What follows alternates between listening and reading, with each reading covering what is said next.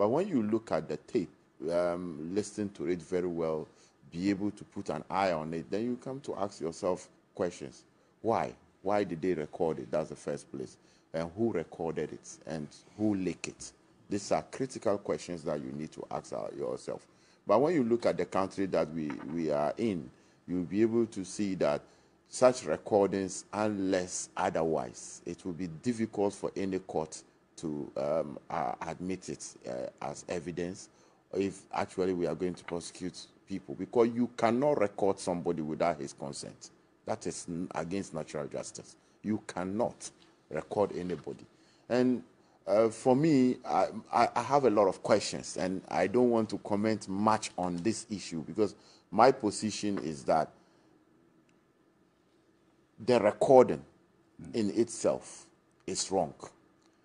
To the one who leaked it is also equally wrong. Are you saying the recording of the conversation, this alleged plot, the recording is wrong, or the conversation that was going on is wrong? Which one? Is it the No, act it's of wrong recording? to record me without my consent. That is the first. That's your first consent. Yes, it is very wrong to record anybody on an audio, video device without the consent of the person. And the second fact is that why did they release it, and who does that, and what's the intention? Is it the case that the IGP is also of the view that he might be booted out? Is he the one who leaked the recording? Is he the one who sanctioned the recording?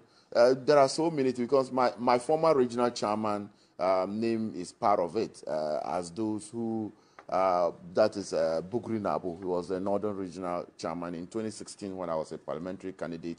He was my regional chairman. So it's rather unfortunate that this recording have happened. And then the alleged persons on it now, we still don't know the identities of these people. Unless you are telling me that you know for sure that that's Bugri Nabu. But I don't think I'm the first person for you to hear it from me that the voice there is purported to be one deputy commissioner, former regional chairman Bugri Nabu, and the others. That's why I'm saying that where I sit, it's a difficult thing for me to comment on at the moment. I can only say this, but I have a lot and a serious problem with it. That is why when Speaker said we should set up this committee, even though he has given us up to next week for both caucuses to be able to set up, I'm just asking myself questions as to what we ought to achieve out of this. When you say Parliament should set up a committee, both caucuses should have 3 members each and a technical person to be able to probe into the audio and other things. Yes, definitely we have oversight. Definitely we can be able to probe into issues. But at the end of the day, what do we ought to achieve in this? It's going to be very difficult for us. Even as a caucus, we haven't been able to sit down whether we really want to participate in this exercise or not. The caucus might decide to say that no, we might not be interested in going ahead with it. But I don't think exactly what the committee will be doing and exactly what the committee will achieve. So it will be entirely an exercise that will not yield any results. But when you look at the committee, exactly what the committee will be doing and exactly what the committee will achieve. So it will be entirely an exercise that will not yield any result. Exactly what the committee will be doing and exactly what the committee will achieve. So it will be entirely an exercise that will not yield any results. So this is where I have interest. Where Honorable Habib Idris, Deputy Majority Whip, he has summarized the whole issue and what is going to happen in the subsequent days to come. Where a prejudicial statement and a one making, because Wakachura will say, you see, this is how he started. He is not worried about the content of the audio because they know, say, the audio no authentic, and he even confirmed, say, the voice of the Alhaji the former Northern Regional Chairman Bugri Nabu. He confirmed. One of the confirm you. So you see, this piece of audio video everything has been captured in this 3 minutes old video. Number one, he confirmed, say, at least he knows say audio no, video no. The audio he heard, the former regional chairman, Northern regional chairman, Alhaji Bugiri Nabu. Again, he is not worried about the content of the audio. Says some people are planning to oust the current IGP, and subsequently they are planning to undertake coup in Ghana come 2024 during the elections. He is not worried about that because there is a precedent, a metronome. There is a precedent. Nobody seems to care. As some no watching it, he went ahead to accuse the IGP of plotting this audio, in the sense say, and an IGP no, after that since central elections, you know, some aggrieved party folks echo various TV stations, radio stations, accuse the IGP say, wa wini na abanenye the ensesa no IGP no okura audio no dada ena ebia asem we see enti no ena we release audio no say the beya eno no sese no akoye say nipa obi pese waka asem to so na wa to anum tu say nipa kro no ebe kakura na enye news biom ana say the IGP news say very soon the president will reach out for an obeyi no na IGP the president in yina wo yina as what, because he is just like I think 52 or 53 years when you do retirement and to wo yina as IGP na wakwa den o retire no any anasese ye fa no to nchen. So he was accusing say anase IGP no na upload to and no IGP no e wa recording no wa release recording no at this time. Anampo say he is trying to tell us say even parliament now speaker na akatre say they should form a 7-member committee, which we are going to go into it very soon. No?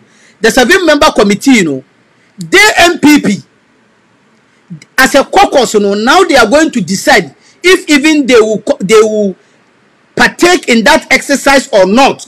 And he went ahead to tell us say when name their committee in the because there is nothing to investigate. He is telling us say this exercise at the end of the day is not going to yield anything. It is an exercise in futility. Trump will be dead on arrival. Now I will play the video again. You see, as somewhere Honorable Habib Idrisu Ekatreno, Deputy Majority Whip Ekatreno. It is a direct reflection of Akufo-Addo. The loud silence of Akufo-Addo on this issue, no, that is the exact words Akufo-Addo bien na no obeba kachire. It's more than 4 or 5 days. As some will see, Akufo-Addo encash. When you watch the full program, Honorable Habib Idris Kacha say, once the Interior Minister have spoken on it, because now lawyer, now Professor Jampo, force to say, we at least we have to hear something from the presidency. So Honorable Habib see there be once the Interior Minister have spoken, there is no need for the president to speak on the issue because Interior Minister no is working for the president, is part of the government, part of the executive. But you see, Honorable Habib naively and very being mischievous, you know, ni refuse yawaha and George Floyd and lusu ni life. George Floyd na yokunu Americano Foreign Affairs Ministry issue statement, but Akufo-Addo went on his Twitter handle, any Facebook handle, to also tweet to commiserate with the family of George Floyd and the Americans. We were here and at the Notre Dame Cathedral, our France, and here we the Ministry Foreign Affairs Ministry Akufo-Addo sign wa mo tweet about the cathedral na no. How many times the Nyama Bebresi International the Foreign Affairs Ministry is there, but Akufo-Addo will bypass the Foreign Affairs Ministry to tweet. How many times? But here we are in Ghana. Asama siwa Ghana.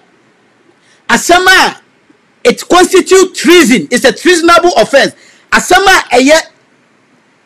abanguo because amafo tu aba no mu yi abanya omupe na some policemen bi ekwohye ebo omu kutupa no mu dane abane de ma obi fufuru a eye abanguo eye ku Akufo-Addo any the executive and release statement and the majority deputy chief whip kachira say there is no need because the interior minister kasa. So where were they when Assemblly International foreign affairs ministry beka yes still Akufo-Addo so be tweeting where was he or where were they and woman I didn't man can say Akufo-Addo was not supposed to tweet because the foreign ministry was there to address the issue. I didn't know man can say or why were they not telling Akufo-Addo to stop tweeting because the foreign ministry Ejumani say BBC International they are supposed to address the issue. But because you were Ghana na you won eye enyoma bebre na esi enyoma bebre na esi ye no no investigation bia na yield results and until the honorable Habib Idris Katre say committee when na ye ba be form no they MPP they are now going to decide whether they are going to be part of the committee or not. Again no he is telling us say committee no, there is nothing they are going to find and they will find something if the presidency shows seriousness and commitment to this committee.